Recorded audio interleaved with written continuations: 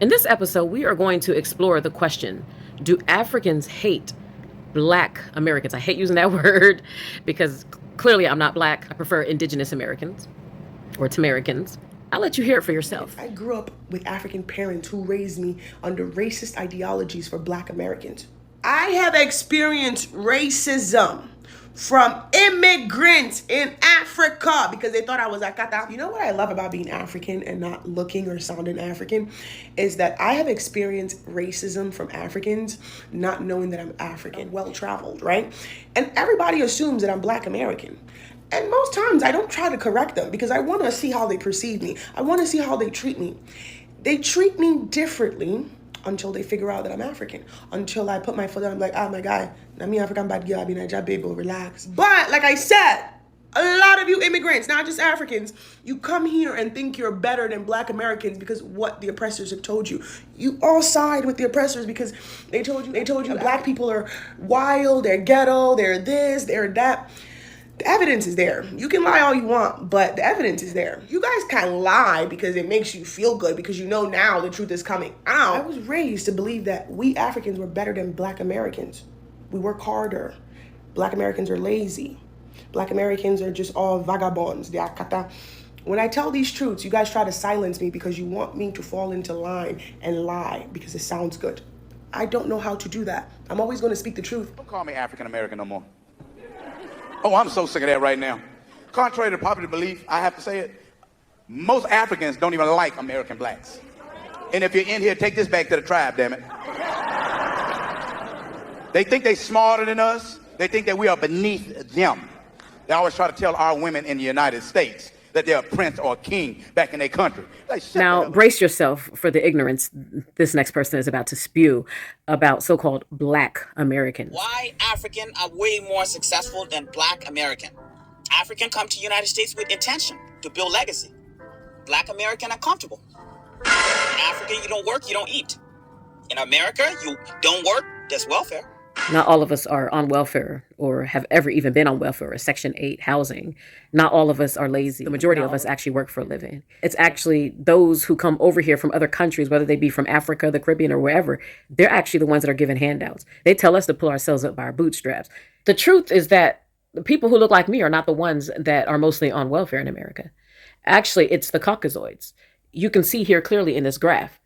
The red represents the Caucasoids. They're the ones that are the majority of people that are on welfare. And it's not even just them. The amount of benefits, welfare, housing, whatever program there is in America to assist people with living, there are more immigrants on those programs than people who are American born. In fact, when immigrants come to America, they are given a hand up. They're given handouts to help them, to assist to get on their feet.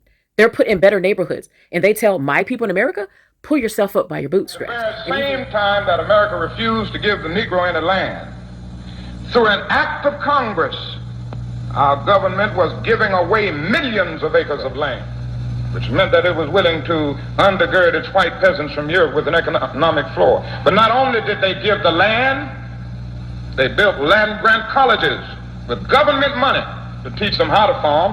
Not only that, they provided county agents to further their expertise in farming. Not only that, they provided low interest rates in order that they could mechanize their farms. Not only that, today many of these people are receiving millions of dollars in federal subsidies not to farm, and they are the very people telling the black man that he ought to lift himself by his own bootstraps. And even when we do pull ourselves up by our bootstraps, they still implement other ways to hold us back, to keep us down economically as a people. Dr. Martin Luther King woke up and he began to see what was really going on, which is exactly what's going on today in our time, with immigrants being given everything and us being told to lift ourselves up by our bootstraps. Nothing has changed. There is nothing new under the sun. And this is why Dr. Martin Luther King had to be eliminated, because he said, we coming to get our check. You helping everybody else out except for us. So guess what? When we come back from where he never came back from, we're coming to get our check. And this is what we are faced with. And this is the reality. Now, when we come to Washington, we are coming to get our check.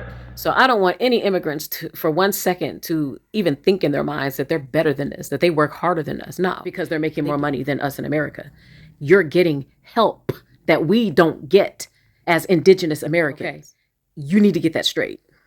It's intentional that they allow you to rise above us economically so that they can brag and perpetuate that false stereotype that we in America are lazy for the reason why we're not even earning as much as immigrants are.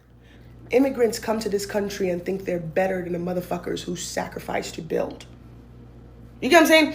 Immigrants come here leaving their country that is so fucked up to talk shit about the motherfuckers that are here, that shed blood to make it possible.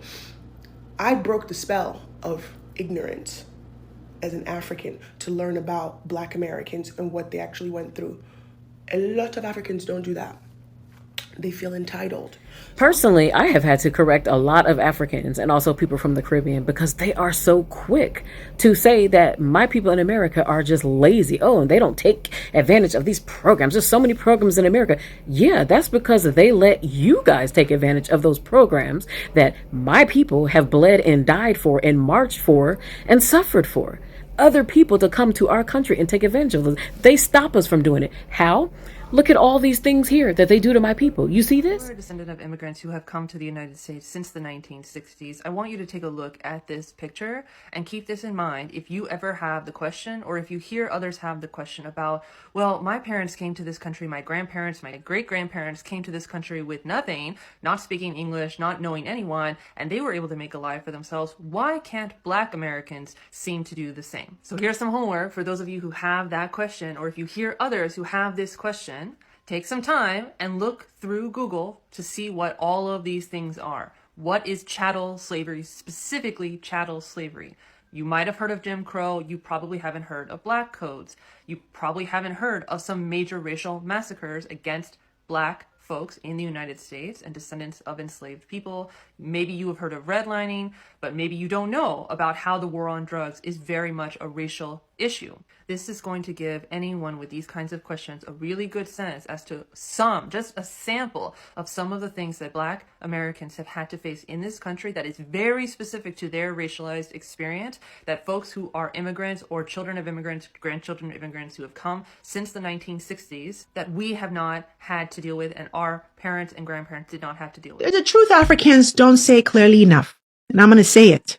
African Americans did not just survive history. Their fight for civil rights, justice, and equity in the United States created pathways that many African immigrants benefit from today. That is undeniable.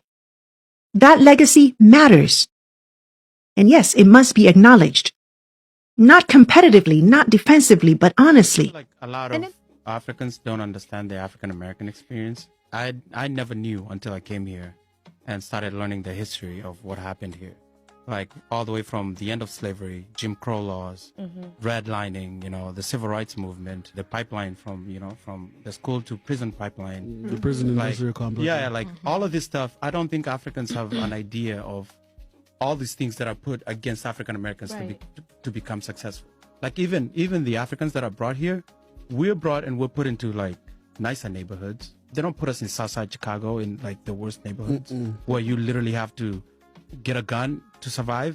My family members in the US, when they go to the bank to take a loan, they will be given a loan. But when their African American friends go there, to take the same loan, they will deny them, from having a loan. When it also comes to jobs, for example, just to apply some jobs, my African family, with African passport, they will give them some jobs, and then the African Americans, they know they will not be able to have the same jobs. So God bless this brother here for explaining these things, to the Africans who thinks that they are in the United States and they are better than African Americans, because of their hard works, they are there.